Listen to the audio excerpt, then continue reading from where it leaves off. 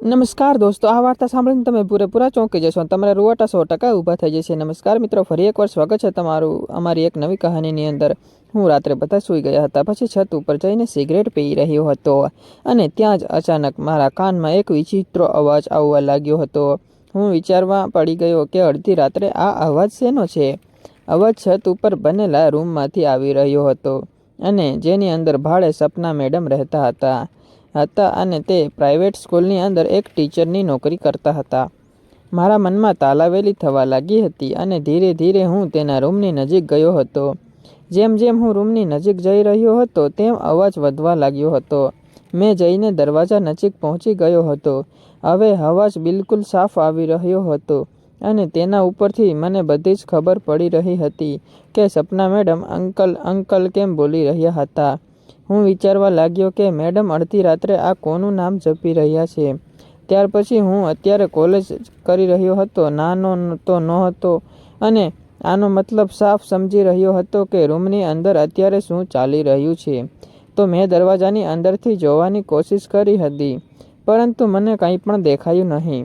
એટલે મેં બારીમાંથી જોવાનો પ્રયાસ કર્યો હતો, તો મને તેનો નજારો સાફ દેખાતો હતો અને તે જોઈને મારી આંખો ખુલ્લી જ રહી ગઈ, કારણ કે સપના મેડમ જેની સાથે કેરમ ખેલી રહ્યા હતા અને અંકલ અંકલ બોલી રહ્યા હતા તે બીજું કોઈ નહીં પણ મિત્રો મારા પિતાજી હતા અને તેનું નામ ભૂપતલાલ હતું. આ બધું જ જોઈને મને મારી આંખ ઉપર વિશ્વાસ નહોતો આવતો, કેમ કે મારા પપ્પા સાવ સીધા સાધા હતા અને તે ધોતી કુર્તી અને એકદમ સામાન્ય માણસ બનીને જ રહેતા હતા.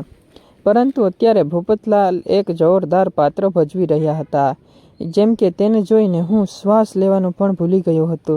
હું એક નજરે બધું જ જોઈ રહ્યો હતો અને થોડી જ વાર પછી તોફાન આવ્યું, શાંત થઈ ગયું હતું અને હું ત્યાંથી ચૂપચાપ નીકળીને મારા રૂમમાં આવી ગયો હતો.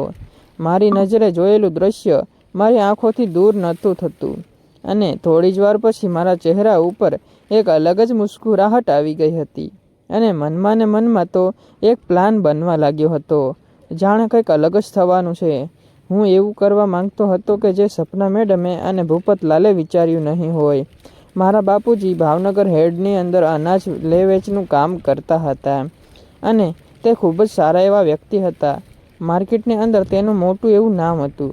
હું મારા મમ્મી પપ્પા સાથે રહેતો હતો અને મારા પપ્પાની ઉંમર લગભગ 50 વર્ષ અને મમ્મીની ઉંમર 45 વર્ષની આસપાસ હશે. આ વર્ષ થોડા સમય પહેલાંની વાત છે. હું મારા રૂમમાં આરામ કરી રહ્યો હતો તો ત્યારે મારા ઘરે એક મેડમને જોયા હતા. તો તે મારી માને તેના વિશે પૂછ્યું તો તેણે કહ્યું હતું તે આપણા ઉપરના રૂમની અંદર ભાડે રહેવા માટે આવ્યા છે અને આજે આવ્યા છે. તે સ્કૂલમાં ભણાવે છે અને તારા પપ્પા સાથે તેને વાત થઈ ગઈ છે. તો તે મેડમ ખૂબ જ સુંદર હતા અને હું તેને જોતો જ રહી ગયો હતો. હું તેને મળવા માટે ઉપર ગયો હતો. તેણે મને બેસવા માટે કહ્યું હતું અને પછી અમે બંને વાતો કરવા લાગ્યા હતા. સપના મેડમ કહેવા લાગ્યા કે હું પ્રાઇવેટ સ્કૂલમાં ટીચરની નોકરી કરું છું. મેડમને જોઈને મને એવું લાગ્યું હતું કે મેડમ ફેક આઇટમ છે. અને થોડા સમય પછી જ્યારે સંતોષ છત ઉપર સિગરેટ પીવા માટે ગયો હતો તો તેણે ભૂપતલાલને મેડમ સાથે કેરમ રમતા જોયા હતા અને તે પછી 25 વર્ષના મેડમ મારા બાપુજીની તાકાતને લલકારી રહી હતી. આજે તો મારા પિતાજીએ ગમે તેમ કરીને બાજી મારી લીધી, પણ હવે સંતોષના દિમાગમાં કંઈક અલગ જ વિચાર ચાલવા લાગ્યો હતો, કારણ કે મારા દિલમાં પણ દરિયો ડોલવા લાગ્યો હતો. હું વિચારવા લાગ્યો હતો કે મારું કામ કઈ રીતે બનશે. મોકા ઉપર ચોક્કો બાપુજી લગાવી રહ્યા હતા. મિત્રો, આના જેવી સ્ટોરી જોવા માટે અમારી ચેનલને લાઈક શેર સબસ્ક્રાઇબ જરૂરથી કરી દેજો. બેલ નોટિફિકેશનને ઓલ ઉપર જરૂરથી સેટ કરી દેજો, જેથી કરીને નવા વિડીયો સૌથી પહેલાં તમને મળે. આ કામ તો મારે કરવું જોઈએ. બીજે દિવસે મેં મારી વાત મારા મિત્રને કરી હતી તો મારા મિત્રએ મને કહ્યું કે જો દોસ્ત, તું પણ નદીમાં નહાવા માગે છે અને તું મેડમને ચોખ્ખું તો કહી શકતો નથી અને જો તું એને કહે તો તારી વાત તે તારા બાપુજીને કરી દે છે એટલે તારી બેઇજ્જતી થઈ જશે. પણ એક કામ કર, જ્યારે બધી વિધિ ચાલતી હોય ત્યારે તું એક વિડીયો રેકોર્ડિંગ કરી લેજે અને મને લાગે છે કે આમ કરવાથી તારું કામ થઈ જશે અને તું વિડીયો બનાવીને મેડમને બ્લેકમેલ કરી શકશે. પછી મેડમ તને બિલકુલ ના નહીં પાડે.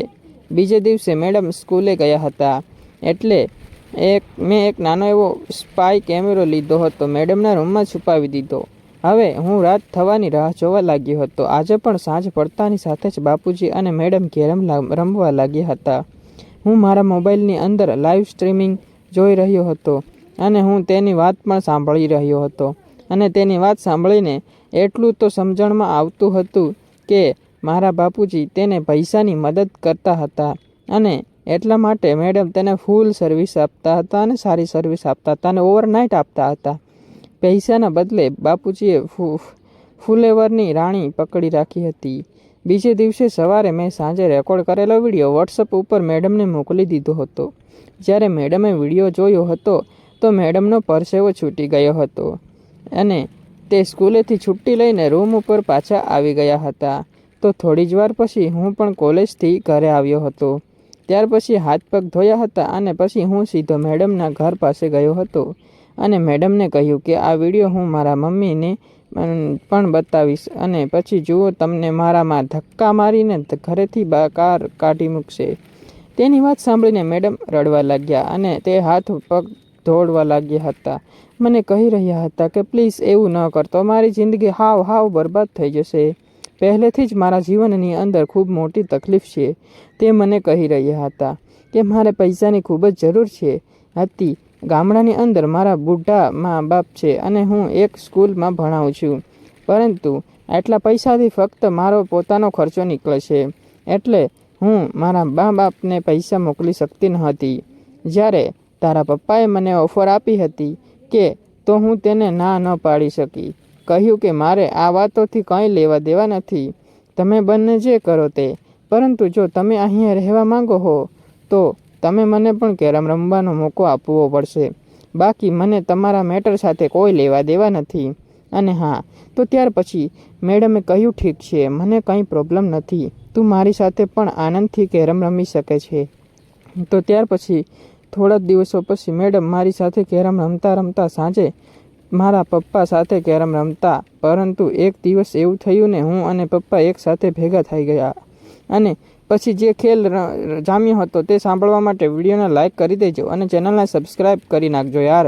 કેરમ એટલે કેરમ નહીં, બાકી તમે જે સમજો એ. કોમેન્ટ બોક્સમાં એક નાની એવી કમેન્ટ જરૂરથી કરી દેજો અને આગળનો ભાગ સાંભળવા માંગો છો કે નહીં ફરી કમેન્ટમાં જરૂર જણાવજો. હું છું આવતીકાલે એક નવા વિડીયોમાં. ત્યાં સુધી આવજો. વિડીયો પૂરો જોવા બદલ ખૂબ ધન્યવાદ મિત્રો તમારો. અને હા, એક જાહેર સૂચના, ખાસ સૂચના સાંભળજો. આ વાર્તા ફક્ત ને ફક્ત કાલ્પનિક છે અને મનોરંજન માટે બનાવવામાં આવે છે.